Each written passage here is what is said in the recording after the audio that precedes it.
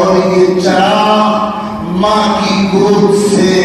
قبر کی گود تک روشن رہنا چاہیے. یہ نہ ہو کہ صرف ربیع الاول کے مہینے میں محبت کے چراغ روشن ہو گئے اور باقی 11 مہینے غفلتوں کی نظر ہو گئے. جی نہیں، یہ چراغ تو دل میں ہمیشہ روشن رہے گا، تب پھرے ہوئے آداب بن سکیں گے، تب ایمان قابل قبول ہو سکے گا. خاص طور پر ہمیں کوشش کرنی ہے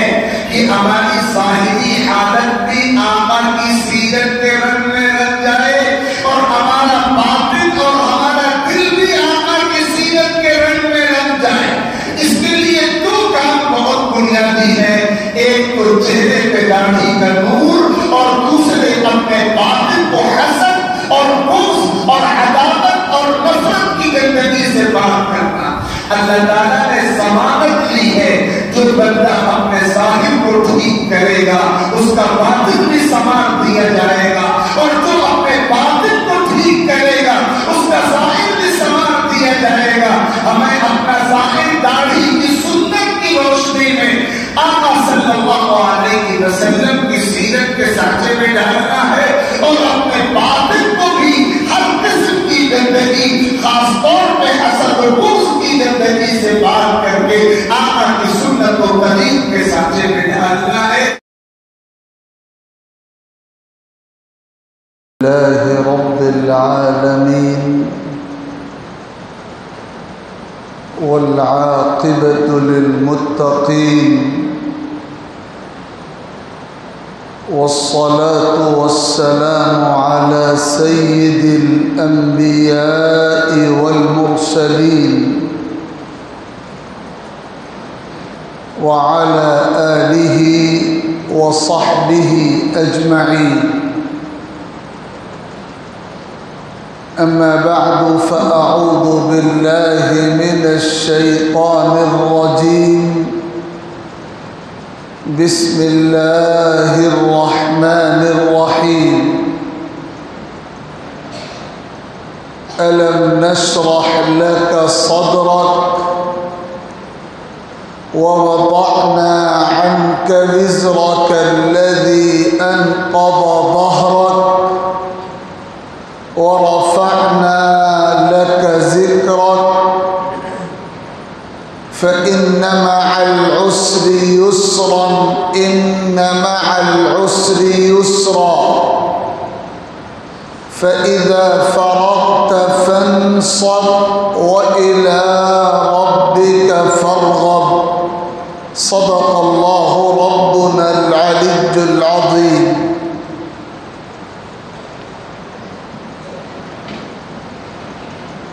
بزرگوں اور بھائیوں، اللہ رب العزت نے اپنی نعمتوں سے اور اپنے احسانات سے ہم کو اور آپ کو اس طرح نوازا ہے اور اس قدر سرفراز فرمایا ہے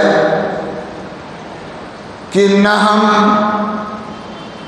ان نعمتوں اور احسانات کو شمار کر سکتے ہیں اور نہ ان کا حق ادا کر سکتے ہیں.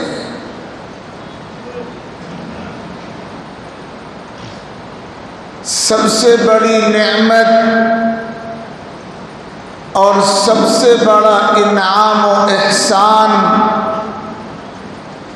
جو اللہ رب العزت نے ہم پر اور آپ پر فرمایا ہے وہ یہ ہے کہ اللہ نے ہم کو اپنے حبیب اور پوری کائنات کے حبیب سرور کونین جناب محمد الرسول اللہ صلی اللہ علیہ وسلم کی امت میں اور ان کے غلاموں میں شامل فرمایا ہے۔ آج ہمارے پاس ایمان و یقین کی جو نعمت ہے، ہمارے سینوں میں توحید کا جو چراغ روشن ہے، اور ہم اس دنیا میں اپنے آنے کے مقصد سے واقف و باخبر ہیں، اور ہمیں اپنے رب کی معرفت کا کوئی حصہ اگر حاصل ہے، غرضے کی ہمیں جو کچھ حاصل ہے وہ اول سے لے کر آخر تک سرور کائنات جناب محمد الرسول اللہ صلی اللہ علیہ وسلم کا فیض اور صدقہ۔ اگر ہمیں یہ نعمت آقا کی غلامی کی نہ ملی ہوتی، اگر اللہ تعالیٰ کی طرف سے ہمارا انتخاب سرور کونین صلی اللہ علیہ وسلم کی امت میں نہ ہوتا تو کچھ پتہ نہیں ہم کہاں ہوتے، کچھ اندازہ نہیں کہ ہم کون سے دروں کی ٹھوکریں کھاتے پھرتے۔ یہ تو اللہ تعالیٰ کا وہ انعام ہے، وہ احسان ہے، وہ کرم ہے، وہ رحمت ہے کہ ہم اپنی جانیں، اپنے مال، اپنی آبرو، اپنا سب کچھ نام محمد صلی اللہ علیہ وسلم پر قربان کر ڈالیں تو بھی اس نعمت کا ادنا سا حق ادا نہیں ہو سکتا۔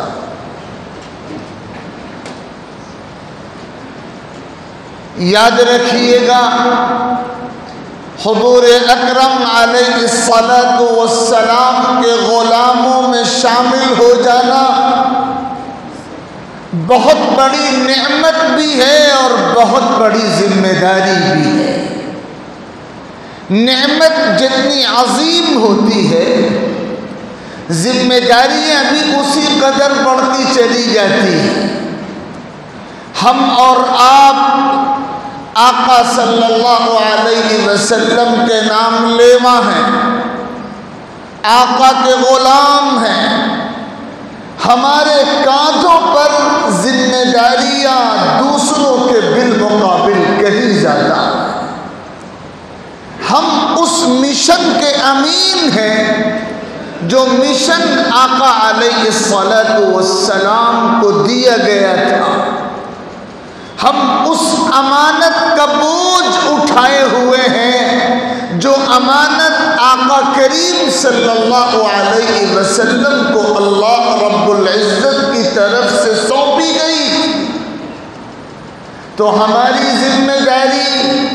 کائنات میں بسنے والے دوسرے تمام انسانوں کے بالمقابل کہیں زیادہ بڑھی ہوئی ہے۔ اسی لیے جب تذکرہ آتا ہے جناب رسول اللہ صلی اللہ علیہ وسلم کا، جب ذکر ہوتا ہے آقا کی عظمت کا، اور جب تذکرہ ہوتا ہے آقا صلی اللہ علیہ وسلم کی خدمات اور آپ کے کارناموں اور آپ کے محاسن کا، تو ساتھ ہی ساتھ ہمارے ذہنوں میں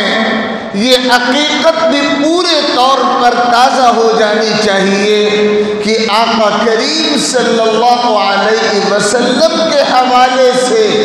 اور ایک سچا غلام ہونے کے ناطے ہمارے کندھوں پر کیا ذمہ داریاں ہیں، ہمارے فرائض کیا ہیں، ہماری ڈیوٹی کیا ہے، اور کیا ہم ان فرائض کو سمجھے ہوئے ہیں یا نہیں، ان فرائض کو ادا کر رہے ہیں یا نہیں، جو ڈیوٹی جو کام ہمیں سونپے گئے تھے ان کاموں کو پورے طور پر انجام دے رہے ہیں یا نہیں۔ قرآن مجید پڑھا جائے، حضور اکرم علیہ الصلاۃ والسلام کی مبارک احادیث پڑھی جائیں اور دین کی ہر دور کی نمائندہ اور آئیڈیل شخصیتوں کی سیرت اور تاریخ اور سوانح اور حالات پڑھے جائیں تو یہ بات بہت واضح ہو کر سامنے آتی ہے کہ آقا علیہ الصلاۃ والسلام سے تعلق رکھنے والوں پر آقا کے حوالے سے سب سے پہلی ذمہ داری سچے ایمان و یقین کی ہے، دوسری ذمہ داری سچی عقیدت و محبت کی ہے، اور تیسری ذمہ داری سچی عظمت اور کامل احترام کی ہے، اور چوتھی ذمہ داری مکمل اطاعت اور کامل اتباع کی ہے، اور پانچویں ذمہ داری درود و سلام کی کثرت کی ہے، اور چھٹی ذمہ داری انہی بنیادوں پر اپنی اولاد کی تربیت کے اہتمام کی ہے، اور ساتویں ذمہ داری آقا کے مشن کو اپنا مشن بنا لینے اور اس کے لیے یکسو اور سرگرم ہو جانے کی ہے۔ یہ خلاصہ ہے ان ذمہ داریوں کا جو آقا کے حوالے سے ہمارے کاندھوں پر عائد ہوتی ہیں۔ یاد رکھیے گا، جب ہم اور آپ نام لے رہے ہوتے ہیں آقا کریم صلی اللہ علیہ وسلم کا، جب ہم یہ کہہ رہے ہوتے ہیں کہ ہم غلام ہیں جناب رسول اللہ صلی اللہ علیہ وسلم کے،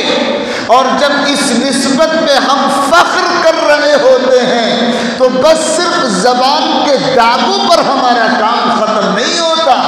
ہماری ذمہ داری ہے ان ساتوں بنیادوں کو سمجھنے کی اور اپنی زندگیوں کو ان ساتوں ذمہ داریوں اور بنیادوں کے سانچے میں ڈھالنے کی۔ سب سے پہلی چیز تو ہمارے اندر یہ ہونی چاہیے کہ آقا کریم صلی اللہ علیہ وسلم کی عظمت پر، آقا کی صداقت پر، آقا کی حقانیت پر، آقا کی افضلیت پر، اور آقا کریم صلی اللہ علیہ وسلم کے اس کائنات کا سب سے برتر وجود ہونے پر ہمارے دلوں کو ایسا ایمان، ایسا یقین حاصل ہو کہ کائنات کی کوئی طاقت کسی بھی تدبیر سے اس یقین کو نہ کمزور کر سکے اور نہ اس یقین میں کوئی دراڑ پیدا کر سکے۔ سچا ایمان و یقین، اللہ پر ایمان رکھنے والا بندہ جب کلمہ پڑھتا ہے اور لا الہ الا اللہ کے بعد محمد الرسول اللہ کہتا ہے، اور اشہد ان لا الہ الا اللہ کے بعد اشہد ان محمدا عبدہ ورسولہ کہہ کر حضور اکرم صلی اللہ علیہ وسلم کی عبدیت کی، ان کی رسالت کی، ان کی نبوت کی، ان کی پیغمبری کی، ان کے برحق ہونے کی، ان کے سراپا صداقت ہونے کی، ان کے مجسم عظمت ہونے کی جب گواہی دیتا ہے، اقرار کرتا ہے، اعتراف و اعلان و اظہار کرتا ہے، تو اس کے ساتھ ساتھ وہ گویا یہ اقرار کر رہا ہوتا ہے کہ اب میرا رشتہ اتنی محترم ہستی سے جڑا ہوا ہے، اس رشتے کے جتنے تقاضے ہوں گے میں ہر تقاضا پورا کروں گا، پیچھے نہیں ہٹوں گا، میرے لیے مقدم ہوگا اللہ اور رسول کا حکم اور پیچھے ہوں گے میرے جذبات، میرے لیے آگے رہے گا رسول کا فرمان اور پیچھے رہیں گے میرے نفس کے تقاضے۔ میں حضور کے لائے ہوئے دین کا نمائندہ رہوں گا، اپنے نفس کی خواہشات کا نمائندہ نہیں رہوں گا، میرے قدم اطاعت رسول کی سمت بڑھیں گے، میرے قدم اپنے نفس کی تمناؤں کی تکمیل کی سمت میں نہیں بڑھیں گے۔ یہ اقرار چھپا ہوا ہے لا الہ الا اللہ محمد الرسول اللہ میں، یہ اقرار چھپا ہوا ہے توحید کے بعد رسالت کی گواہی کے مضمون میں۔ تو اس لیے سب سے پہلا کام ہے ایمان و یقین کا کام۔ اللہ کا شکر ہے کہ ہمیں ایمان کی نعمت حاصل ہے، لیکن میں اللہ کے گھر میں یہ بات کہنے پر مجبور ہوں، ہمارا ایمان بہت کمزور ہو گیا ہے۔ ہمیں اپنے کمزور ایمان کو مضبوط بنانے کی فکر کرنی چاہیے۔ ہمارا ایمان حالات سے بہت جلدی متاثر ہو جاتا ہے۔ ہمیں اپنے ایمان کو اٹوٹ اور پائیدار اور حالات سے متاثر ہونے کے بجائے حالات پر اثر ڈال دینے والا ایمان بنانے کی فکر کرنے کی ضرورت ہے۔ اور دوسری بات اور دوسری ذمہ داری ہے آقا کریم صلی اللہ علیہ وسلم سے تعلق کے حوالے سے عشق و محبت اور عقیدت و جانثاری کا بے مثال تعلق۔ جس سینے میں آقا کی محبت نہیں ہے اس سینے میں ایمان نہیں ہے۔ ایمان کا چراغ دل میں روشن جبھی ہوتا ہے جب محبتوں کا چراغ پہلے سے جل رہا ہو۔ اگر محبت کی شمع روشن نہیں ہے، اگر عقیدت کی مشعل روشن نہیں ہے، اگر چاہتوں اور عقیدتوں اور محبتوں کے چراغ روشن نہیں ہیں، تو اس کا مطلب ایمان رخصت ہوتا جا رہا ہے، ایمان دم توڑتا جا رہا ہے، ایمان کمزور پڑتا جا رہا ہے۔ بار بار حدیثوں کا یہ مضمون آپ کے کانوں تک پہنچتا ہے۔ آقا کریم صلی اللہ علیہ وسلم نے قسم کھا کر یہ حقیقت بیان فرمائی ہے کہ جس کے دل میں میری محبت دنیا کی تمام محبتوں سے سوا نہیں ہوتی، اس کا ایمان اللہ کے دربار میں قابل قبول، قابل اعتبار، مکمل اور معتبر نہیں ہوتا۔ تو دوسری بنیاد ہے آقا سے تعلق کی ایمان و یقین کے بعد محبت و عقیدت کی بنیاد کہ ہمارے سینوں میں آقا کی محبتوں کے چراغ روشن ہو جائیں، اور یہ چراغ ماں کی گود سے قبر کی گود تک روشن رہنا چاہیے۔ یہ نہ ہو کہ صرف ربیع الاول کے مہینے میں محبت کے چراغ روشن ہو گئے اور باقی 11 مہینے غفلتوں کی نظر ہو گئے۔ جی نہیں، یہ چراغ تو دل میں ہمیشہ روشن رہے گا، تب بگڑے ہوئے حالات بن سکیں گے، تب ایمان قابل قبول ہو سکے گا۔ اللہ رب العزت کو اسی مومن کا ایمان معتبر ہوتا ہے جو اپنے سینے میں اللہ کے حبیب صلی اللہ علیہ وسلم کی عقیدت و محبت کا چراغ پوری زندگی روشن رکھتا ہے۔ اور یہی تربیت حضور نے صحابہ کی فرمائی تھی، یہی تربیت صحابہ نے اپنے شاگردوں کی فرمائی تھی، یہی تربیت اللہ و رسول کے عاشق و کامل بندوں نے ہر دور میں اپنی اولاد کی فرمائی۔ انہوں نے اپنی اولاد کے سینوں میں رسول اللہ صلی اللہ علیہ وسلم کی محبت کی شمعیں روشن رکھی۔ 1 2 نہیں، 10 20 نہیں، 50 اور 100 نہیں، ہزاروں بلکہ لاکھوں ایسی مثالیں ہمارے اسلاف کی روشن سیرت و کردار میں ملتی ہیں کہ انہوں نے کیسے اپنے سینوں کو عشق رسول سے آباد رکھا، آقا کی محبت سے آباد رکھا۔ حضرت طلحہ ابن البراء رضی اللہ تعالی عنہ ایک صحابی ہے، نوجوان صحابی، آقا کے خادم، اور جب بھی آقا کی خدمت میں حاضر ہوتے تھے آقا کے پیروں کو بوسہ دیتے تھے، ایسی محبت تھی۔ حضور پاک علیہ الصلاۃ والسلام نے ان کی محبت کا امتحان بھی لیا۔ آپ کی خدمت میں یہ بات پہلے بھی ذکر کی جا چکی ہے۔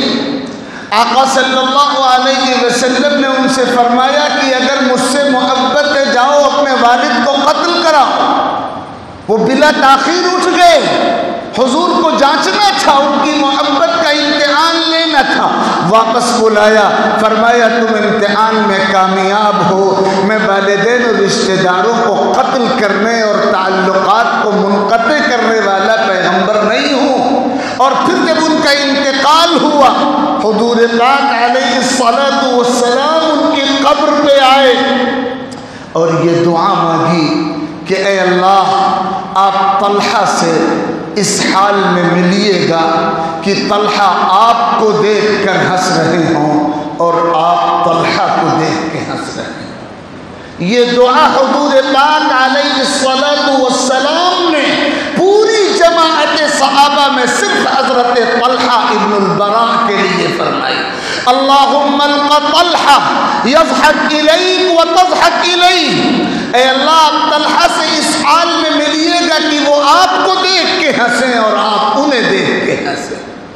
عجیب و غریب انداز سے دعا فرمائی۔ یہ دعا جو حضور پاک علیہ الصلوۃ والسلام نے فرمائی، یہ نتیجہ تھا اس محبت کے جذبے کا جس سے حضرت طلحہ کا سینہ اور دل سرشار و آباد تھا۔ بے شمار مثالیں صحابہ کرام کی سیرت میں اس کی موجود ہیں۔ تو آقا سے تعلق کی دوسری بنیاد ہے محبت، اور تیسرا تقاضا ہے سچی عظمت و احترام۔ اللہ کی زمین پر اللہ کے نبی سے بڑھ کر قابل احترام کوئی ہستی نہیں ہے۔ اور چوتھی چیز ہے مکمل اطاعت و اتباع۔ ہماری پوری زندگی آقا صلی اللہ علیہ وسلم کے کردار کے سانچے میں ڈھل جائے، ہم اپنے ظاہر کو بھی آقا کی سیرت کے سانچے میں ڈھال لیں اور ہم اپنے باطن کو بھی آقا کی سیرت کے سانچے میں ڈھالنے والے بن جائیں، ہماری پوری زندگی شریعت کے رنگ میں رنگ جائے۔ اور میں یہ بات بطور خاص آپ کی خدمت میں عرض کرتا ہوں، اپنے آپ کو بھی خطاب کر کے اور آپ سب کو مخاطب کر کے،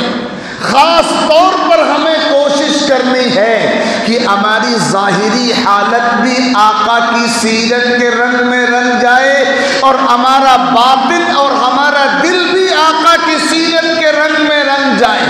اس کے لیے دو کام بہت بنیادی ہیں، ایک تو چہرے پہ داڑھی کا نور، اور دوسرے اپنے باطن کو حسد اور بغض اور عداوت اور نفرت کی گندگی سے پاک کرنا۔ اللہ تعالیٰ نے ضمانت لی ہے، جو بندہ اپنے ظاہر کو ٹھیک کرے گا اس کا باطن بھی سنوار دیا جائے گا، اور جو اپنے باطن کو ٹھیک کرے گا اس کا ظاہر بھی سنوار دیا جائے گا۔ ہمیں اپنا ظاہر داڑھی کی سنت کی روشنی میں آقا صلی اللہ علیہ وسلم کی سیرت کے سانچے میں ڈالنا ہے، اور اپنے باطن کو بھی ہر قسم کی گندگی، خاص طور پہ حسد و بغض کی گندگی سے پاک کر کے آقا کی سنت و طریق کے سانچے میں ڈالنا ہے۔ یہ نسخہ ہے پوری زندگی کو 100% آقا علیہ الصلوۃ والسلام کی تعلیمات کے رنگ میں رنگنے کا۔ تو یہ چار بنیادیں ہیں، ایمان، محبت، عظمت اور اطاعت، اور پانچویں چیز ہے درود پاک کی کثرت کا اہتمام، چھٹی چیز ہے اپنی اولاد کی ایمانی تربیت۔ والدین اپنی اولاد کے سینوں میں آقا صلی اللہ علیہ وسلم کی محبت گھول کر پلانے کا کام کریں، اور ایسا اسی وقت ہوگا جب ہمارے گھروں میں آقا کا ذکر خیر ہوگا، ہر بات پہ آقا کا حوالہ ہوگا، آقا کی عظمتوں کے چرچے ہوں گے، سنت کا تذکرہ ہوگا، تو اس کا لازمی آٹومیٹک اثر یہ ہوگا کہ اولاد کی تربیت انہی نقوش پر، انہی خطوط پر ہوتی چلی جائے گی۔ اور آخری چیز ہے آقا کے مشن کو اپنا مشن بنانا۔